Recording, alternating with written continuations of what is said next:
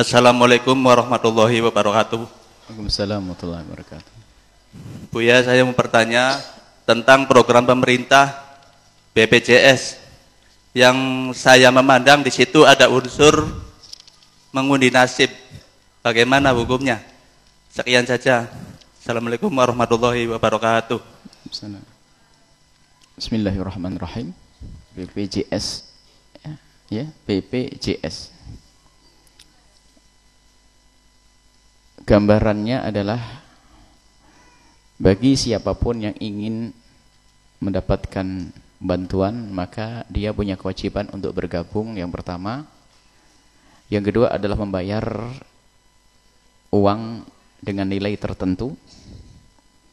Dan setelah itu, jika suatu ketika ia mendapatkan musibah, maka ia akan mendapatkan bantuan. Baik. Yang pertama, bahwa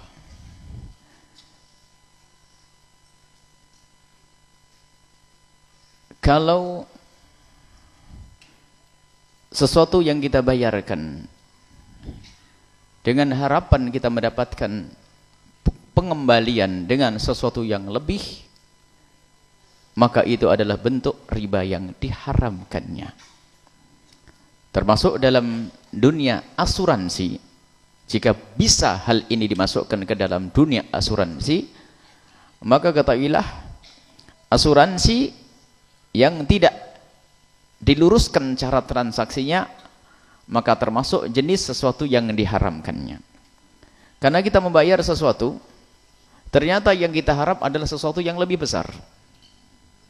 Maka agar kita tidak masuk dalam dunia transaksi asuransi yang haram, maka perlu disyariatkan hal ini, yaitu dengan cara bahwa di saat kita membayarnya tersebut adalah membayar dalam bentuk tabarruk.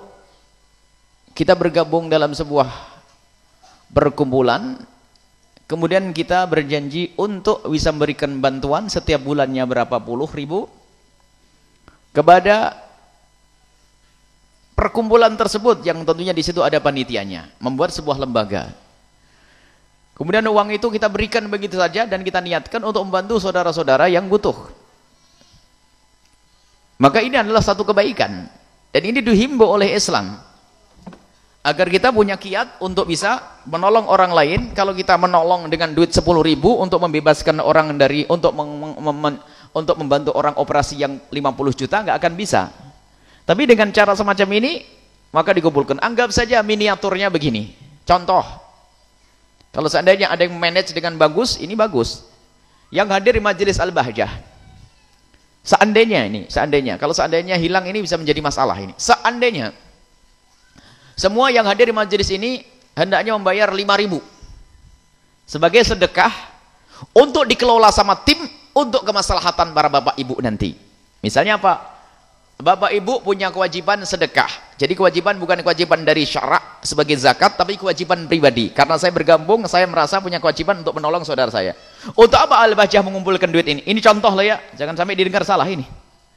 Dikumpulkan uang ini, jika di antara anggota ini nanti ada yang sakit, maka bisa dibantu. Maka ini adalah kebaikan. Dan ini akan bisa mengumpulkan dana yang sangat besar. Kemudian dana ini nanti akan dikelola, dikembangkan dalam bisnis yang halal, yang bersih. Sehingga jika ternyata ada yang sakit, maka tinggal lapor saja sakit yang kayak apa, nanti akan diurusi di kedokteran. Ada di rumah sakit. Maka ini akan dibayari oleh lembaga yang tadi sudah punya dana banyak. Ini sangat mudah kalau mau mengislamkan sebuah transaksi. Yang menjadi masalah adalah jika belum diislamkan, maka selagi belum diislamkan Anda tidak usah berurusan. Sebab selagi belum disyariatkan, maka akan mengarah kepada keharaman.